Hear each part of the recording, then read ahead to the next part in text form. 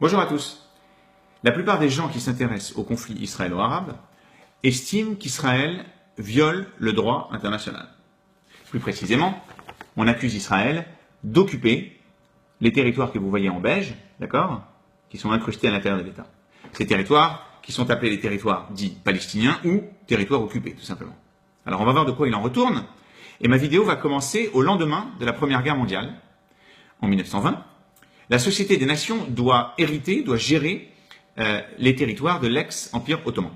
Et au Moyen-Orient, elle va attribuer des mandats territoriaux à la France et à l'Angleterre. Alors vous voyez ici, la France hérite du mandat de la Syrie et du Liban, et l'Angleterre du mandat de l'Irak et de la Palestine. Palestine qui est le nom donné par l'Empire romain à ce territoire pour lui retirer tout caractère juif. La Société des Nations, dans un premier temps, va reconnaître le lien constitutif, la connexion historique entre le peuple juif et ce territoire, d'accord, notamment l'existence, alors elle base sa décision notamment sur l'existence du royaume d'Israël et de Juda du Xe siècle avant notre ère, et elle alloue donc le mandat, ce mandat en fait, ce territoire, le territoire de la Palestine, d'accord, aux Juifs, tout simplement, en 1920. D'accord.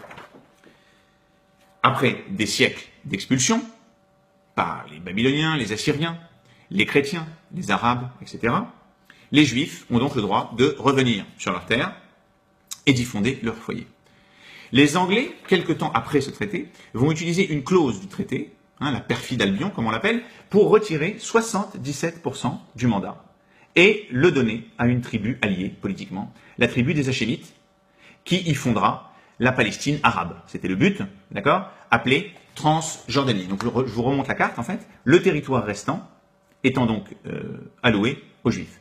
C'est signé dans un traité de 1922, d'accord, et ce traité a une valeur juridique au niveau du droit international, je répète mes mots, les pays de la communauté internationale à l'époque y sont présents et le signent, d'accord, et pour vous donner une idée, la Syrie et le Liban, leur constitution émane de traités similaires de la Société des Nations, d'accord, donc c'est pour vous donner juste une idée. Donc juridiquement, on le voit, je le répète, les Juifs ont les clés, pour le dire autrement, les clés de ce territoire, d'accord, qui comprend peu ou prou l'État d'Israël actuel, les territoires qu'on appelle territoires occupés et Gaza, plus ou moins, d'accord.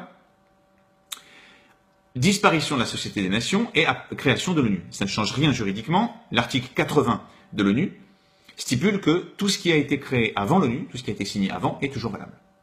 C'est en 1947 que les lignes bougent légèrement, puisque sous pression arabe, l'ONU établit une résolution, la résolution 181, que vous voyez ici, qui stipule, donc qui recommande la partition supplémentaire encore du mandat restant, du territoire restant, en deux États, l'État juif et l'État arabe. Pour que cette résolution ait une valeur juridique, il faut que les deux parties l'acceptent. Les Arabes la refusent en bloc, et à partir du moment où ils la refusent, la minute qui suit, cette résolution est caduque juridiquement, comme disait Yasser Arafat. C'est la guerre israélo-arabe, les Arabes attaquent l'État juif renaissant, et à l'issue de cette guerre, on va voir apparaître sur les cartes ces territoires. C'est là où on les voit apparaître, donc en rouge Gaza, et ici, en beige, je crois que c'est du beige, les territoires qu'on appelle occupés. D'accord ? À quoi correspondent ces territoires ? Alors tout simplement, de manière pragmatique, ces territoires sont la trace laissée par la Transjordanie et l'Égypte dans sa tentative de conquête de l'État juif renaissant. D'accord ? Ces territoires, ces lignes que vous voyez ici, qui ont été soulignées au feutre vert, d'où le nom ligne verte, ne correspondent pas à une frontière. C'est écrit noir sur blanc sur le traité d'armistice, ce ne sont pas des frontières. Ces territoires n'ont jamais correspondu à un État, n'ont jamais été souverains, d'accord ? Aucune frontière administrative, ethnique, peu importe, d'accord ? Par contre, c'est juste une région dont le nom historique est la Judée-Samarie, qui est d'ailleurs le nom utilisé par l'ONU dans sa résolution dont je vous ai parlé. La Transjordanie, dans la foulée de la guerre, va décider d'annexer ce territoire. D'accord ? Elle va l'annexer, elle est condamnée par la communauté internationale, mais non contente de l'annexer, elle va aussi le renommer. Et elle va le nommer Cisjordanie, pour faire pendant à la Transjordanie. Je remonte la carte parce que c'est très important de comprendre, d'accord ? Pour montrer que tout cet ensemble-là, d'accord, est homogène, d'accord ? Donc je vais vous donner un exemple, je vais vous faire juste une petite remarque. Imaginons que demain matin, la France décide d'annexer quelques cantons suisses. Et elle renomme ces cantons France-Est. Vous imaginez bien que personne ne va appeler ces cantons France-Est. même dans 10 ans, même dans 20 ans. D'accord ? Parce que l'acte de la France aurait été illégal. Et bien là, en fait, vous avez la majorité des diplomates, des journalistes, des hommes politiques, des institutions internationales qui appellent ce territoire Cisjordanie, qui est le nom donné par la Transjordanie qu'il a annexé illégalement. Vous comprenez ? C'était important de le dire. Quel est le statut juridique de ces territoires à ce moment-là précis, en 1950 ? C'est tout simplement les territoires qui reviennent, selon le traité de la Société des Nations qui est toujours valable, à Israël. Mais Israël n'a pas pu asseoir sa souveraineté sur ces territoires suite à l'agression arabe en 1948.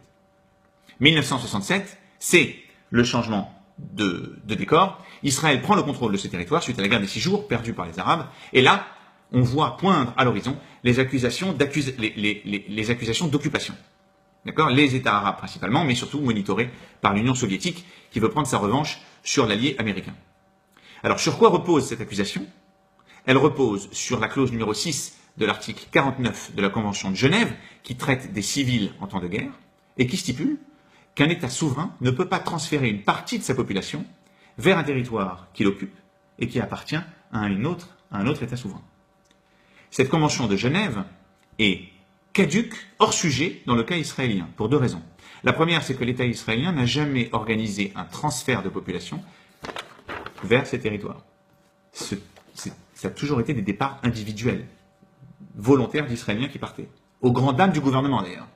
La deuxième raison, c'est que cet État ici, ce territoire ici, n'a jamais été souverain. Jamais. Il appartenait illégalement à la Jordanie. Il était occupé par la Transjordanie, pour le coup. Avant, il était géré par les Anglais. Et avant, par l'Empire ottoman, qui n'existe plus. Donc la Convention de Genève est inopérante. Ça n'empêche pas toutes les institutions internationales, tous les diplomates, tous les journalistes, de répéter à longueur de temps que, selon la Convention de Genève, Israël occupe ces territoires. Conclusion. Israël ne viole pas le droit international, et non seulement ne le viole pas, mais a les droits juridiques sur l'intégralité de ce territoire. Et encore une fois, je vous le répète, je ne parle pas de religion, je parle de juridique, je parle de droit international.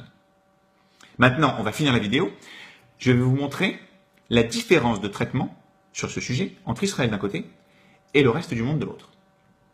Vous savez qu'en 1975, l'Indonésie a occupé, annexé le Timor oriental. Elle y a transféré 100 000 Indonésiens.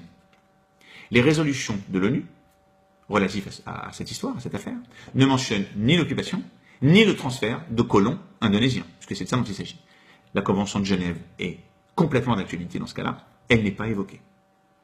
Le Vietnam, en 1978, occupe le Cambodge pour 10 ans. Il va transférer 400 à 500 000 Vietnamiens au Cambodge. Les résolutions de l'ONU, successives, ne mentionnent pas du tout le transfert des Vietnamiens au Cambodge. Pas de mention de la Convention de Genève. 2004, la Syrie occupe le Liban. Les résolutions de l'ONU ne mentionnent ni l'occupation, ni les colons syriens, qui ont transféré de 300 à 400 000 Syriens au Liban quand même. Russie, 2002, occupe l'Abkhazie et l'Ossétie du Sud.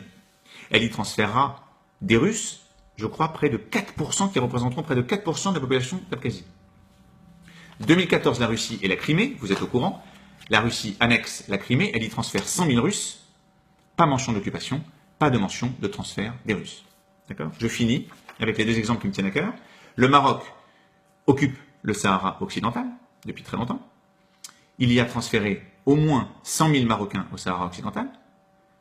Quand Kofi Annan va visiter, à l'époque, il était secrétaire général de l'ONU, il va visiter un camp de réfugiés sahraouis en Algérie. Il mentionne l'occupation marocaine. Le Maroc expulse la mission de l'ONU et Kofi Annan fait rétropédalage immédiatement en disant qu'il s'est fait mal comprendre et qu'il ne s'agit pas d'occupation.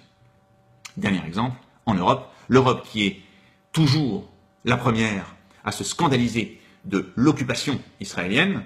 En 1974, la Turquie envahit le nord de Chypre, annexe le nord de Chypre, transfère des Turcs dans le nord de Chypre, d'accord ? Rien du tout. Donc en fait, quand la Convention de Genève ne s'applique pas dans le cas israélien, on n'arrête pas de la réutiliser contre Israël. Quand la Convention de Genève s'applique complètement dans les cas que j'ai évoqués, on ne l'évoque pas. Et après, on dit que les Juifs sont parano. Non, que voulez-vous? Je pense que la conclusion finale, le problème de fond, c'est que la communauté internationale a un léger problème avec le concept d'État juif. À bientôt les amis.